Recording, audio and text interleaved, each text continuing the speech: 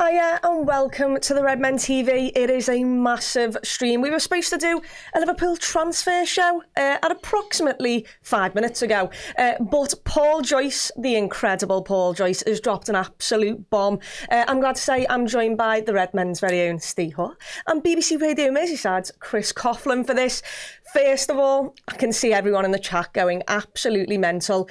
It felt like it's been a long couple of weeks here, Steve. How excited are you off the back? Yeah, Liverpool signing Florian Wirtz, aren't he? Well. Yeah, like Joyce's dropped the bomb there, everyone's followed into it. Yeah, I think it's been expected, hasn't it? So it was around the final game of the season. I remember the Friday before, I think I was in the Echo Arena or the M&S Arena or whatever you call it now, and the news dropped that Florian Wirtz has decided he wants to go to Liverpool, and it was like, wow, now can he get a deal done? At that point, I think we all pretty much expected it, but like you say, it's taken a couple of weeks. Yeah. But Liverpool, who, you know, cautious maybe in the transfer market, not actually known for splashing the cash. Well, they're about to break the British transfer record, or close to. I think it looks like they are. So, yeah, they've got themselves a world-class player there, spending a lot of money on him, and it's massively exciting, really, Chris. Yeah, no, it is. You know, Richard Hughes is someone who has come in for a lot of flack, I think, over the last year or so. Obviously, with contracts and everything along, certainly Salam Van Dijk took, and the fact that Alexander-Arnold's left. But he did make a point very early on, I think in his press conference, one of his very first ones, and he said about Liverpool being opportunistic. And ultimately, Liverpool have been really opportunistic here, because the initial lines we were hearing was Man City were the favourites, Bayern Munich were in there as well, but Liverpool have just got their hand in the ring just in case Wirtz may change his mind or the opportunity opens up. And boy, has it opened up. Liverpool have shown the ambition to spend, and I think they've been savvy this year with opportunities as well. We look at Frimpong, that was a massive opportunity with the release clause. This is a massive opportunity to sign a world-class talent that ultimately wants to sign for Liverpool, and I think that is the really big thing here. Yeah, let's get the actual statement from Paul Joyce. He said Liverpool have agreed a deal with Bayer Leverkusen for Florian Wirtz that could set a new British transfer record of 116 million. The fee is split up, 100 mil guaranteed payment, and then bonuses of up to 16 million. So yeah, we are going to smash the transfer record, and I get that. But is that not a statement from Liverpool? We've just won the Premier League. And like you said, like Chris said, Liverpool don't really do this unless they really, really like a player. We saw it with Alisson, we saw it with Virgil van Dijk, we saw it with Moises Caicedo, and then we didn't end up getting him. This is a world-class footballer, and Steve, I've likened it the past week. This is signings that I expect Real Madrid to make, signings I expect Barca to make, signings I expect Manchester City to make, and I do think Liverpool are in that bracket as a football club, but in terms of the money spent and the kind of a marquee signing, it just doesn't seem Liverpool, but I'm glad it is this time. Yeah, it kind of is, though. That's the point. They only do it for world-class players. They won't go and spend £100 million on Jack Grealish, who's a good player, or Declan Rice, who's a very good player. You know, there's a difference. If Liverpool are going to spend record-breaking money, because they have done it before, at one point they broke the world record for the goalkeeper and for the centre-half. They will do it, but they want to be like elite world-class players, or people they think will be world-class. Florian Wirtz already is. And he's only going to get better, you'd think, wouldn't you, as he moves over. I was reading Joyce's article there, you know, the record currently is 115 million, so he'd have to meet every single add-on, that is Moises Caicedo, to get to the 116, and I hope he does. Because if Liverpool end up spending 116 million pound, they've won stuff. You know, I'm guessing there's Premier Leagues and Champions League and qualification and all that stuff in there. You know, similar with Darwin Núñez, that's a record, but a lot of that was bonuses. Liverpool kind of like doing that stuff, and it all makes sense. But what it shows to me is like the money's always there, but the player's got to justify the money, if that makes sense. And he does. Like he's on a different level. You know, I would be shocked if a player as good as him moves anywhere in this summer now. You know, I think whether that means success or failure or how he pans out, time will tell. We've seen big players move and flop. We've seen big players move and succeed. No one better than him's available on the market. It's impossible. And Liverpool have got him. So you are right. It's Liverpool mixing it with the big boys, and you know they kept their powder dry last year for a number of different reasons. The new manager, new sporting director, all that kind of stuff. And listen, they won the Premier League, so what a position to go and build from.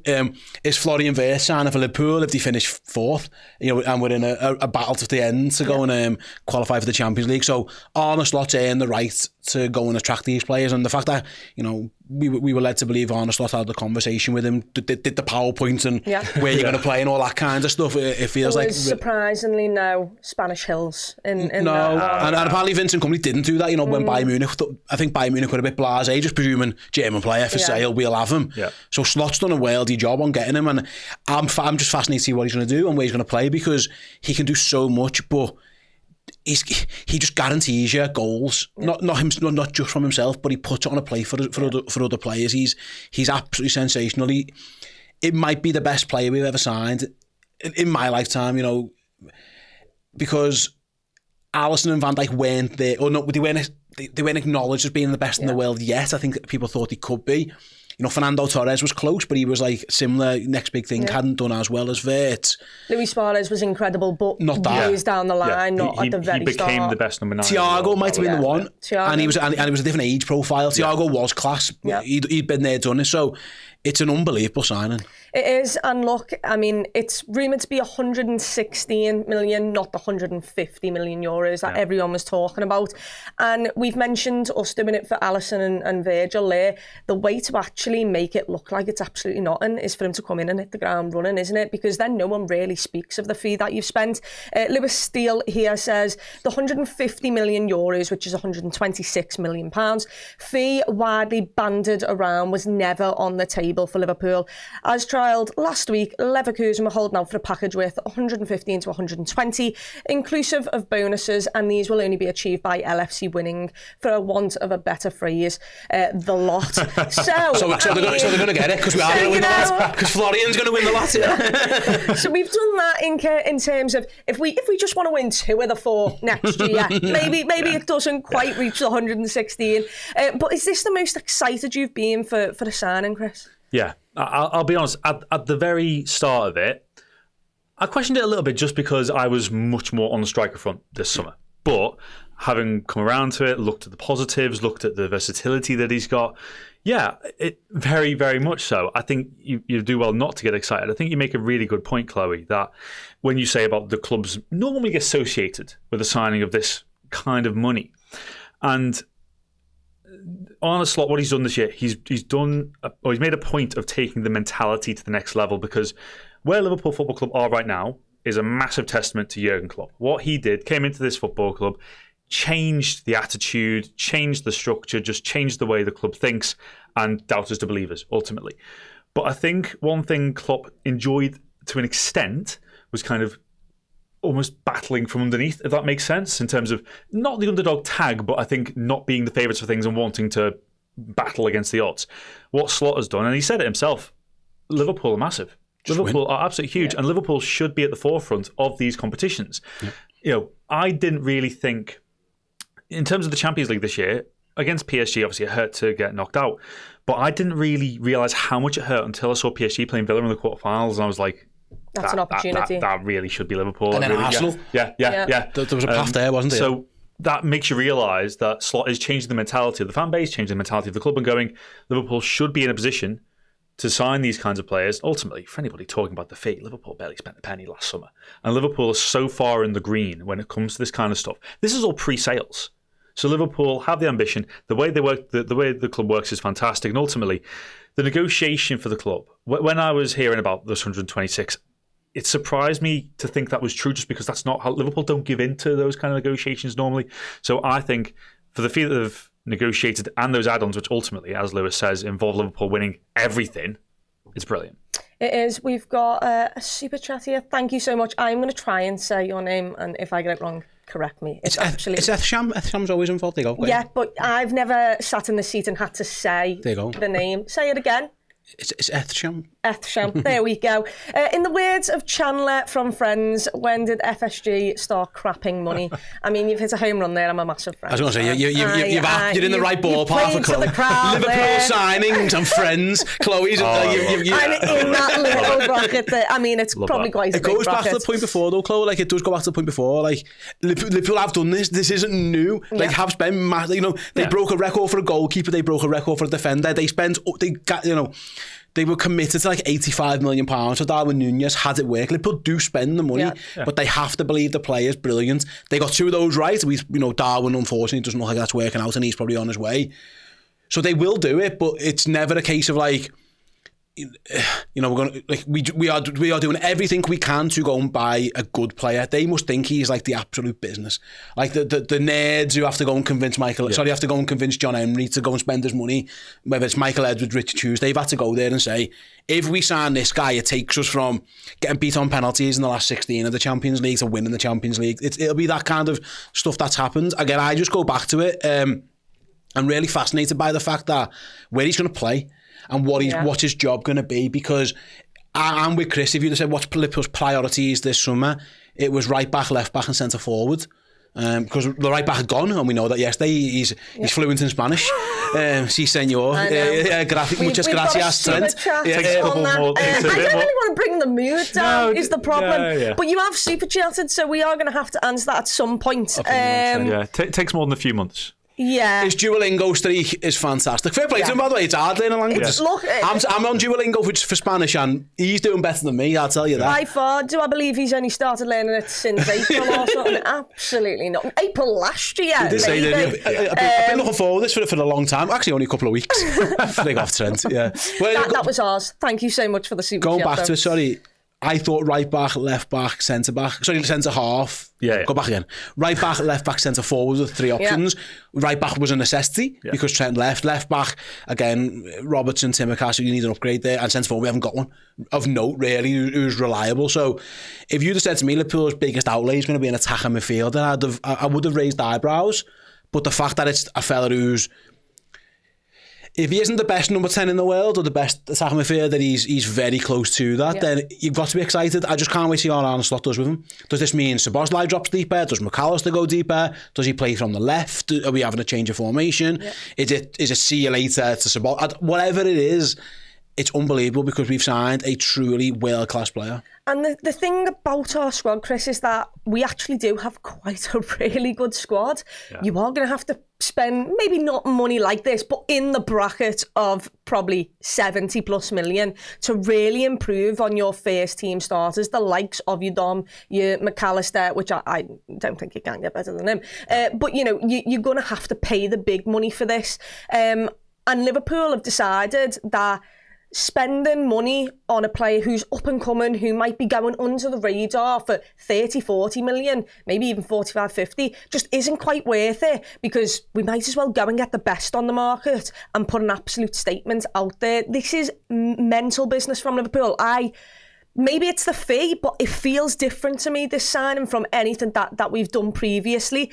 And I really like the balls on Slot to come in and go, it was lovely what you did under Klopp, and I really appreciated it. But am I crap going up against the juggernauts in Arsenal and Manchester City? And Manchester City, by the way, have spent 200 million in like the transfer window alone. So don't let 100 million on Wirtz stop you from other clubs as business. But I really enjoy how he's just gone, look, these are the targets. The data clearly proves it from your side. Let's go and get it done. Yeah, and let's be honest here, Liverpool are ahead of schedule under Arne Slot.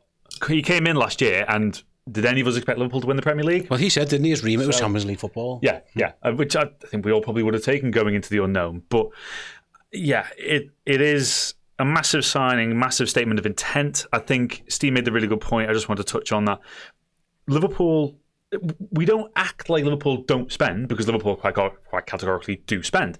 But Liverpool spend the money on the players that they think will improve the quality. You mentioned Grealish earlier. I'll throw a Harry Maguire in there, for example. I'm sure there's many others that we could pluck out of the air. But Liverpool sign players for the big money that they think, right, you can improve the starting 11. And Florian Wirtz absolutely can improve the starting 11. It's not as if Liverpool have spent £100 million on someone that's going to be sitting on the bench all season, like a Jack Grealish. So that is just the biggest example that we have to go back to, because it looks like he's now going to leave City, and it'll be a struggle for him with the wages, of course. But yeah, I mean, you mentioned the midfield earlier. For me, I think McAllister gets into every club midfield in the world, and I include PSG and Real Madrid in that. And I don't want him to go to those clubs, but I think that's the quality that we're talking about here. Yep.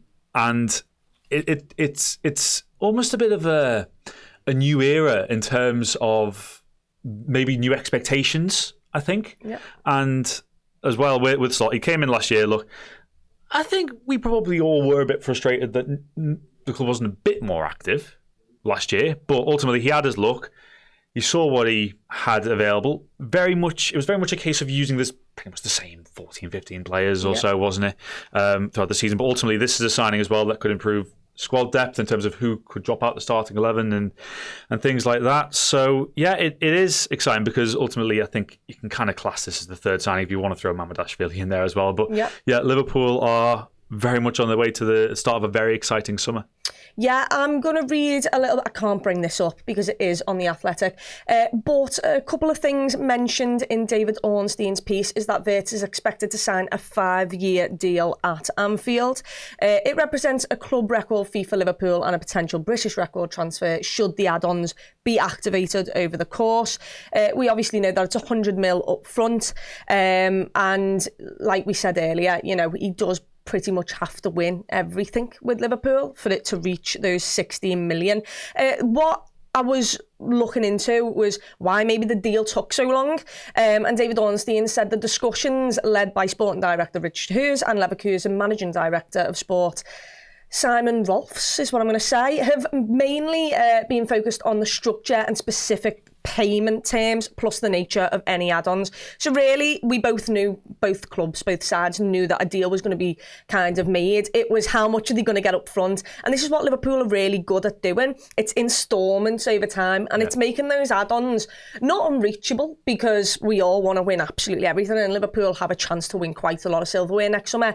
But Chris, it is a case of Liverpool just aren't stupid. They'll play this game and we won't meet your asking price. We've got a little bit of leeway there, but you also have to come down to our level. We are so good, and Richard Hughes deserves all the credit right now for this. Yeah, and I know we didn't really want to touch on Alexander-Arnold too much today, but ultimately, I got as well getting £10 million for someone that had a month left on their contract. That's the level that we're talking about here. If you talk about the 126 million that was banded about, plus Alexander-Arnold, that's like, what, extra 20 mil we're talking? Yeah, coming in and having saved 10 mil. It's also worth, Chris, mentioning, like, and it's transfers can be shady and a bit seedy, right? When you go to a player and you convince him to join you, and they did this, you know, Jurgen Klopp and whoever it was, they did this with Virgil van Dijk, and they don't, like, you'd almost say to Leverkusen, well, he's either joining us or he's not joining anyone. You put yourself in a good position. Now, don't get me wrong, Leverkusen have just got £100 million for the player. They're quite happy. But it's not like you haven't got yourself into a bidding war because you've already won the war before you make the price. They did it really well with Van Dijk. They went and basically tapped him up. Got him to Blackpool, had a chat with him, and then he was only joining Liverpool, and therefore you can kind of do what you want. And it feels like they've done the same with Florian Wirtz. He probably is. You know, by all accounts, Bayern Munich we're being quoted more than what Liverpool have just spent. Yeah. So if it was an actual war, bidding war, you might have had to spend more, but because they did so well in attracting the player and in making him, he wants to join Liverpool, it's then very difficult for Leverkusen to try and drum up interest elsewhere because there is none. No, I'm not entirely sure when this actually began, but it is very much more a case of now agreeing terms with the player before going to the club. Every transfer in the world, just this idea that you wait for your bid and then go and speak to the player, it's bollocks. Every player in the world's been tapped up, and that's just how it goes. Ben says we are winning everything next season. I certainly hope that's the case, and this will help us. Keep the Super Jets coming in. We'll box the 16 mil off. We will. Images and words. I like the idea of where it's left. Mo Wright both cutting inside while Kirkers and Frimpong constantly make overlapping runs and stay wide. By the way, that's another thing I want to mention. Yeah. I mean, probably if Florian Wirtz played for a different German club, it might not be 116 mil, but we've just took their right back as well from them. So for cut price, yes. By the way, a release clause cut price. But yeah. I see the point. I don't think I spend £160 million on a player and then move his position. No, I agree. Yeah. I agree. I think I put him where he plays and then build the rest around him. But he's a player you build around. Yeah, exactly. Took the words out of my mouth. He is a player to build. He's a central player for me. So I like I get the point, and he could drift over there at times anyway. But I don't think he spends £160 million on Florian Wirtz and then go, by the way, mate, you're going to play left wing. I would be shocked if that was Arne Slot's PowerPoint presentation was, mate, we're going to take you out of your favourite position and stick it on the left wing. I'd be surprised if truth be told. We've got Timmy in the chat who seems a little bit bitter, and that's okay, mate. I'd be bitter too if Florian Wirtz was signing for a rival. Almost like you didn't spend near 100 mil on a bench player, Nunes, who you're going to ship off to Saudi. It's fine when you do it. it's fine when we probably get 70 mil back for the No, player. He also wasn't 100 million. He wasn't. It was nowhere near 100 million quid. And I didn't think he's reached the add-ons, by the way, because he stopped starting last season. Given if it was true in the end about that one more start would have cost Benfica 5 mil, that definitely didn't get reached. I think he got to around 70 odds. It's worth mentioning he wasn't a bench player. He just didn't work out. Yeah, he just didn't play well. Sadly, for some reason, we didn't look at Erling Haaland and instead looked at Minamino. And look, I loved Minamino. Everyone knows that. But we looked at the wrong Salzburg player, and then Liverpool panicked a little bit and took a risk. Didn't work out, but I don't think we'll lose that much money if we're able to sell him this season. And no one's perfect. Oh, no. The difference, and I think Jurgen Klopp's point... Naby Keita, hello. We did that with Jurgen Klopp's point was always... We struggle to, we can't just do it and then bench him. We have to, it's taken 3 years of Darwin Núñez now, really, and that's the difference. And also Liverpool are, like I say, you're going to get some dough back for him. But no one sits here and says Liverpool are perfect in the market. What I would say, that my rebuttal would be, it's the old regime back in place now. There was a year or two there where it felt a bit way too messy. And Liverpool did panic with that signing. And Jurgen, I think Jurgen had a lot of power, and there was 3 different sporting directors in 3 years. It got a little bit messy. It feels like it's more streamlined in the last 18 months or so. But yeah, listen, nobody's perfect in the market. Everybody's got a sign on their books that is a bad one. It just so happens that Liverpool are probably one of, if not the best, of making sure they don't do that. They tend to get it right more often than not. The failures are very, very few and far between, which bodes well for Florian, because it feels like we're due a good one. Yeah, we are. We've got What a Signing, Get In, You'll Never Walk Alone. It is an incredible signing for us. What I'd like to ask is the positions. What do you think's going to happen to our midfield / strike? Because obviously we've still got the likes Diaz, Gakpo. At the moment, we've still got all 6 strikers. The Chiesa's still there, Núñez, and I know I'm saying strikers, I mean forwards. But you've got Dom in the mix. You've still got Harvey Elliott at the moment. You've still got Curtis Jones. Now you're adding Florian Wirtz to that number 10 position. Steve, I'll ask you first. Who goes... I was hoping that's Chris. No, I'll do it. How does Liverpool's attack look next season? Who gets moved about? Okay, Salah's on the right. Let's start there. Florian Wirtz is in the number 10. Luis Diaz stays and plays on the left. A new centre-forward plays up front. And then I think the manager uses Ryan Gravenberch as the 6, and then Szoboszlai, McAllister, Jones, all, it's more of a rotation in there. I think you're going to see more of a 4-2-3-1 type situation, because if you're asking Kerkez and Frimpong to bomb forward as well, you probably do need 2 people in the middle. You'd almost have that box of your 2 centre-halves, 2 midfielders, and then you attack with the others. So I see it more as that. Whoever this new striker is, every striker in Europe should join Liverpool now. When you've got Mo Salah, the assist machine on the right, and then Florian Wirtz, the ultimate assist machine, playing as a number 10, if you're a centre forward of any note, you should be licking your lips at getting into that team. Diaz is the obvious one where it might change, and obviously you can use Gakpo in there as well. Liverpool are building a super squad, because the squad that we had this year was good enough to win the Premier League. Obviously we saw that. It's worth acknowledging it wasn't the greatest Premier League of all time, in terms of, there wasn't, other teams did have issues, and if they come back to maybe their level, it becomes more difficult. Liverpool would still be in the race, of course, but it wouldn't be a bit of a cakewalk that it became effectively. The squad wasn't good enough to win the Champions League and the Premier League at the same time. The legs fell off them, and we saw that around March. The cup final was one of the most lethargic Liverpool performances I've seen for a long time, and so that what we're doing here, he's almost getting to a point now where he's very close to having 2 options in every position who aren't that far away from each other. Obviously, the drop off to Salah to whoever will be significant. The rest of it is you might not be that far away in terms of, it's Frimpong or Bradley. It's Kerkez or Robertson or whatever. So Van Dijk and Salah are the ones where that might be the exception to the rule. But Liverpool, he's trying to build a squad that wins the Champions League. I think it's obvious. I'm going to ask you, Chris, a slightly different question. You can still go on that if you think it's your answer's different to Steve's. Who out of the players, because Liverpool is the biggest winner here, but who out of the players is the biggest winner, and who is the biggest loser? Good question. Because I wish you'd gone first now. You should host more. I'd just be wearing my kicks on my head if I was in the host. Because, look, everyone's going to be happy that he's joining and he's a world class, but he's going to take someone's spot here, and someone's going to have to fight tooth and nail and be absolutely incredible to get back in there. I think rather cruelly, you almost feel like Szoboszlai is the obvious answer. Szoboszlai and Jones and Elliott are the three who they've all just gone down the pecking order. In my head, Elliott's sadly going, so I don't even include him in this because I think he's. I think if he couldn't get in it last year's season, he's not. I'll emphasise the sadly on that, by the way, as well. Just because in terms of his position, I can very much see him in that kind of that right channel. I think who's the most to benefit. I could say Coppa and just say all the forwards, but it's whoever plays centre forward. Isn't it? Honestly, as well, to kind of answer the question that you were asked, I can see a world where there are games where Wirtz plays a Firmino-esque role, where he plays that false nine, and he then brings Salah, Diaz, Gakpo into forward areas by dropping deep and allowing them to run in behind, which Firmino was obviously pretty much the best in the world at. And I can see that because his in-game intelligence to pick up the ball, drop deep, and the way he does that little ball roll, when a player does a ball roll and it's like, you know you can play.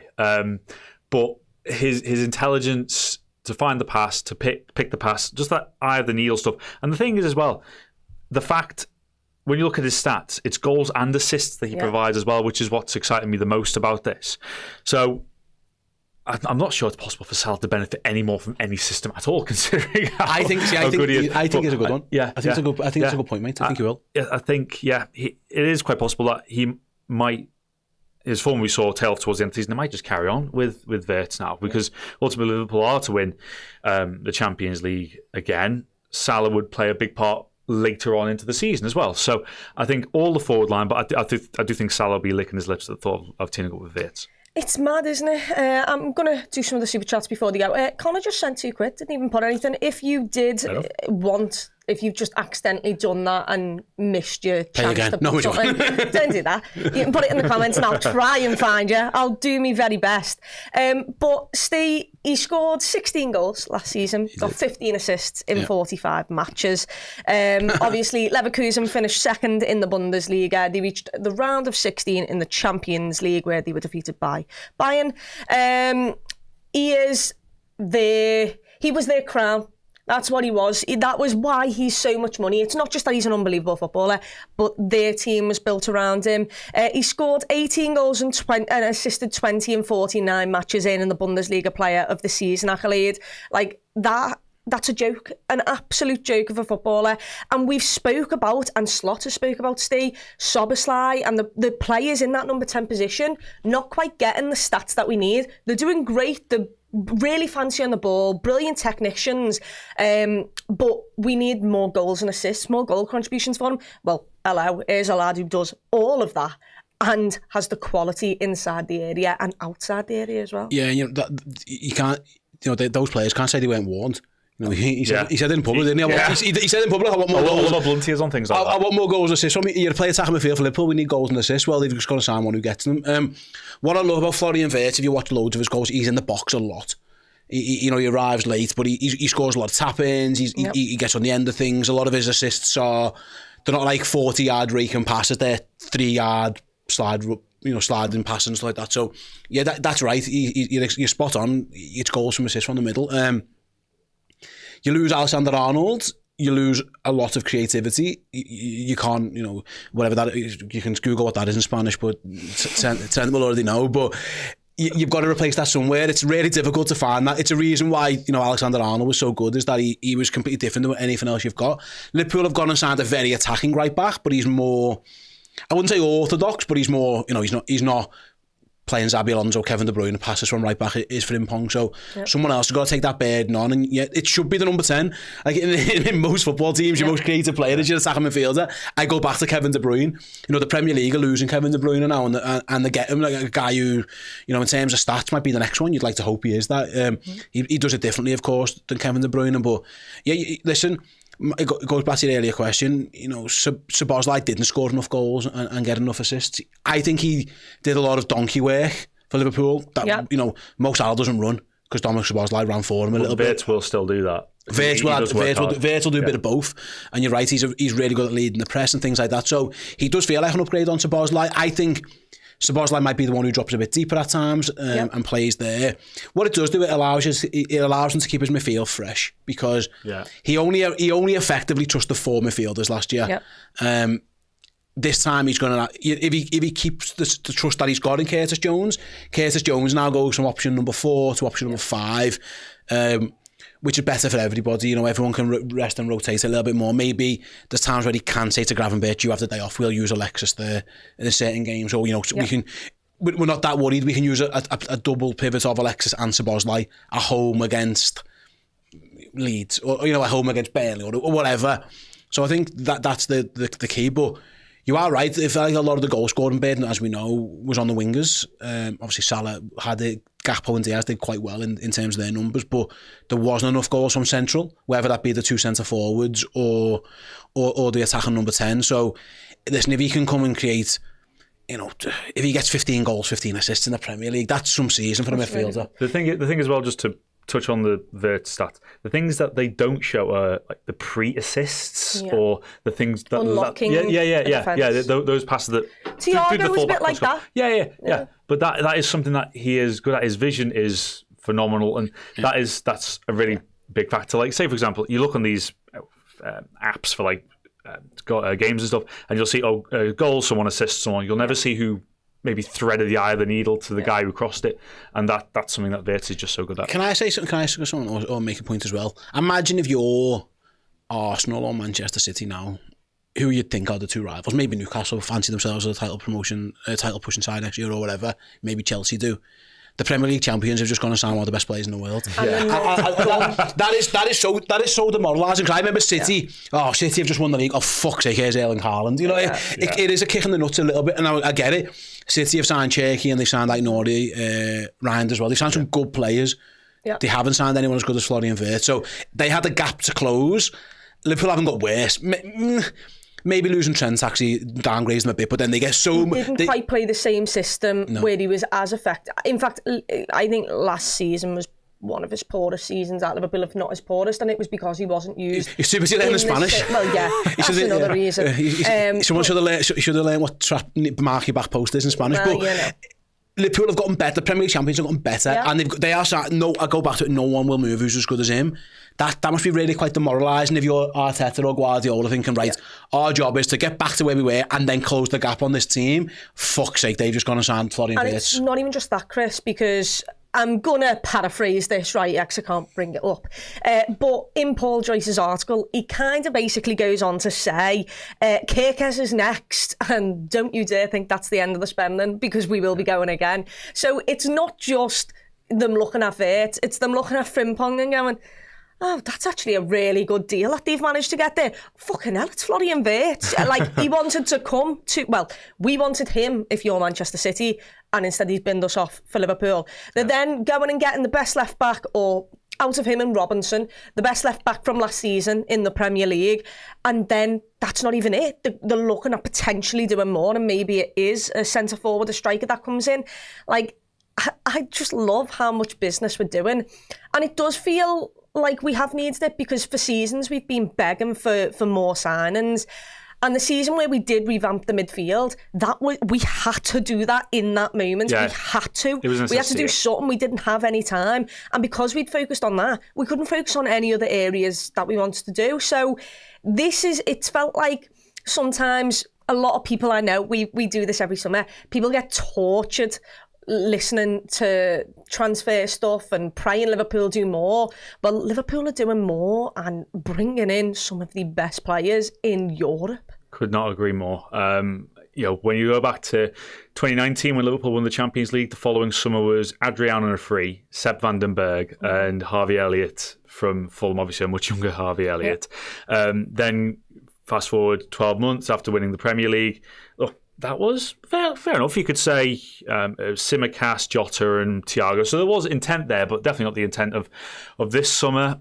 You are totally right. That summer, again, if anybody says about the summer where Liverpool bought central midfielders, anybody could see that was a necessity. That was an absolute must for Liverpool.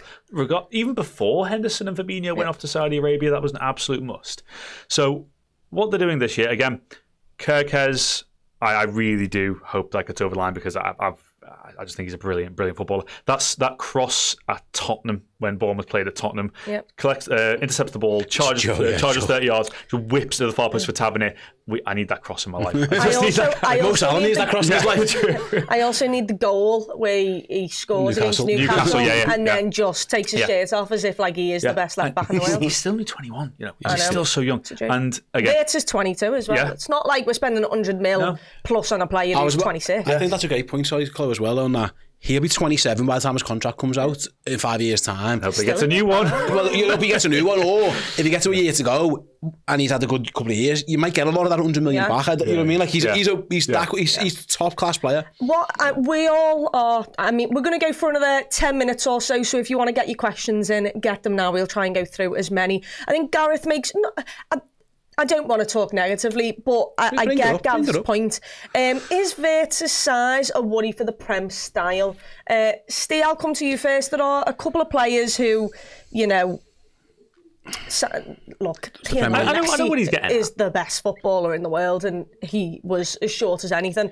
Was he 5'10", 5'8"? He's not tiny. He's not tiny. And I think I get what he means. Like I look at Chiesa and I love Chiesa, but I think Chiesa is not up with the physicality of the Prem right now. Maybe he might need, but he's playing in Champions League. Like for me, I don't worry about that. Do you?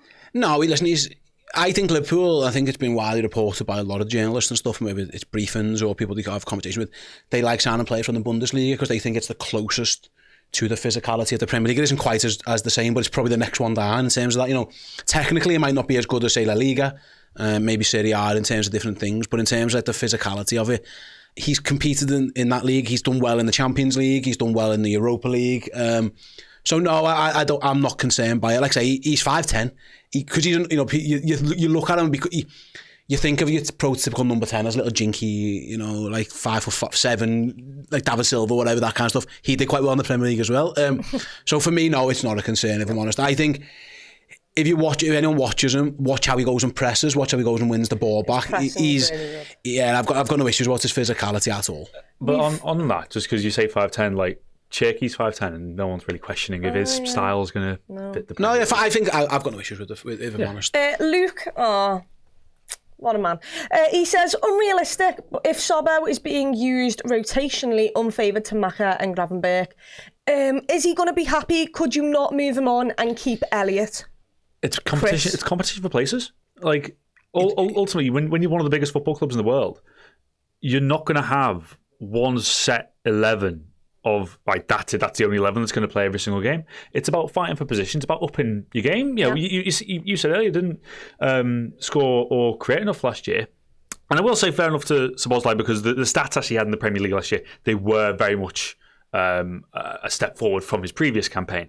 But he's got to go and do it again. He's got to score more goals. He's got to assist. And I think if anything, he says a worry there, Luke, but it's a challenge to others to say, look, if you want to continue playing for Liverpool, you've got to get better. I also think he has backed it up and said, suppose my point is, could we not cash in more on Sobbo than Elliott, which I also get if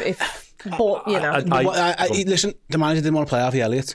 So that's the big thing on it. Yeah. If Harvey Elliott, if they were both playing equal time, and then you've got to choose one, maybe. Yeah. But like the manager doesn't like Harvey Elliott. I think.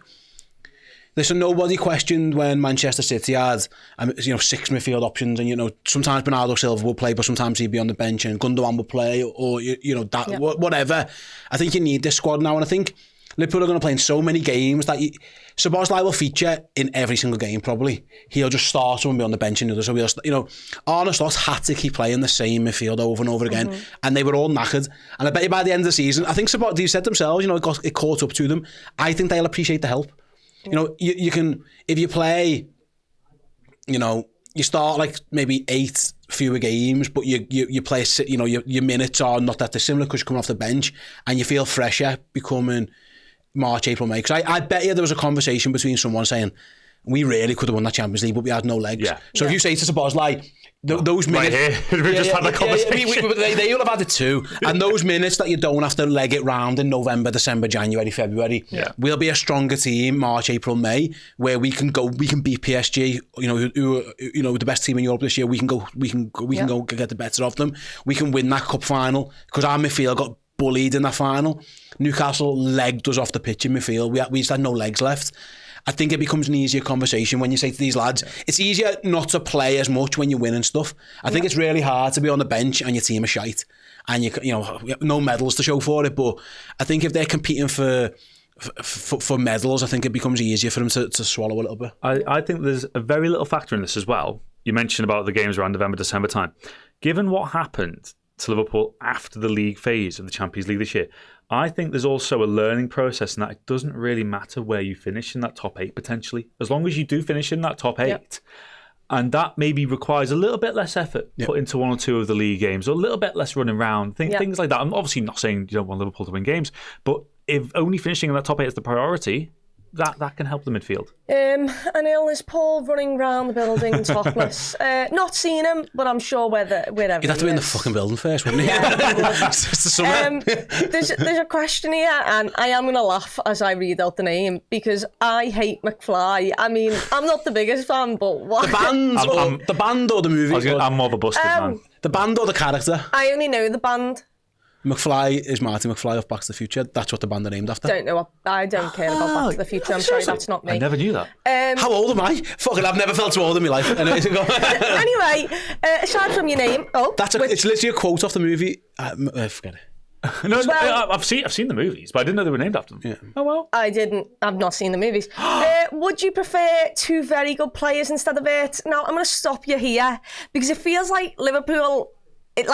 That's a great question if Liverpool weren't spending as much. But like Paul Joyce has just mentioned, this is just the next one through the door. Yeah. And you're going to wait a little bit and then it's going to be Kirkes, and Liverpool aren't going to stop after Kirkes. If players do want to come to us in the same bracket, Liverpool won't go after, let's say, a centre forward, and if they don't choose us, go and spend the cash elsewhere. If that's not the number 1 target on the list. But I don't think. I think. Well, put it this way, right? So 116 divided by 2. So best part 56 million each, right? 56 million at times nowadays doesn't maybe get you the best quality these days. I agree. I think if we get the left back, right back, Wirtz and a striker, and we don't sell a centre half, I can get myself around that. If we lose centre half, we have to buy one. Yeah. But I think there's going to be money to spend. So I disagree. I don't think the squad's that bad where we needed 2 good players. Yeah. I think we needed. He's a great player. I would much rather sign 1 great player than 2 good players. In that sum of the 4 midfielders as well. If you ask the same question, would it have been the 4 midfielders or Jude Bellingham? I think the answer is quite categorically now the 4 midfielders. Yeah. We're in a different space. We've done that part. Which I think goes against the answer I've just said, but you know what I mean. No, you're right. It's a different. They've done that already. They've done build the squad up. Now you can add your cherry on top, kind of thing. It's a very expensive cherry. Last couple of minutes. Daniel says signings are exciting, but how good is our football club being run behind the scenes thanks to Richard Hughes and co? Every rival club is jealous. Yeah, they are. By the way, I did look at. Give Richard his flowers. Yeah. No, that's what I meant at the start. He's received a lot of flack, but it's a brilliant deal. Yeah. And also look. I am going to plug the next show because we will be going to the next show. But the Liverpool transfer show, I think that's what it's called. Podcast. Liverpool transfer podcast. We'll be coming on shortly after this. We're going to have like a 10-minute break. And then that one is less realistic. Don't worry. You can get all your rumours in that you want us to talk about and we'll talk about it. There might be a certain centre forward who we're going to talk about on that show. And I'm just going to tell you, some of the players he's similar to on FB Ref is really delicious. So do join us over on that for that one. Last couple of super chats. Do you guys think Liverpool will go all in for Isaac? I hope so. Stop it. Don't tempt me with a good time, people. I'd rather Alvarez. I'll still stand on that hill, but I would deal with Isaac as well. Name your starting 11 for the opening day. Can I add Kirkes is going to be in? Yeah. And also, give me one without a striker. Like, without a new signing, but also the signing that you'd like. Okay, Alisson, Kirkes, Van Dijk, Konate, Frimpong, Gravenberch, McAllister, Wirtz, Diaz, Salah, and I'm going to say Ekitike. Okay, and if we don't sign a striker? Jota. Okay, Chris. Alisson, Frimpong, Konate, Van Dijk, Kirkes, Gravenberch, McAllister, Salah, Wirtz, Gakpo. I am moving towards Alvarez the longer the summer goes on. Yeah. And I say longer the summer goes on. I hope you're right. We're in June, but yeah, Well, I'm yeah. moving towards There's Alvarez. a chance, by the way, it's Diaz and Gakpo and Yeah. not Jota. Oh, everyone, Gravenberch is suspended for... Yes, Well right. That's a done, very good guys. point. That's a very good Someone's point. like- Done, you, Ryan. So what's like? Sobbo instead. Maka sitting in the 6, Yeah. or... Depends who we're playing. It might be Endo. Well, there we go. Yeah. Nathan, there's no need to ruin my dreams. I was really happy 2 minutes ago. Never say never. Never say never. Anyway, thank you so much for joining us. Thanks to the lovely 2 men beside me. Have a lovely day. Florian Wirtz is soon to be in the red of Liverpool Football Club, and Liverpool might just win the lot next season.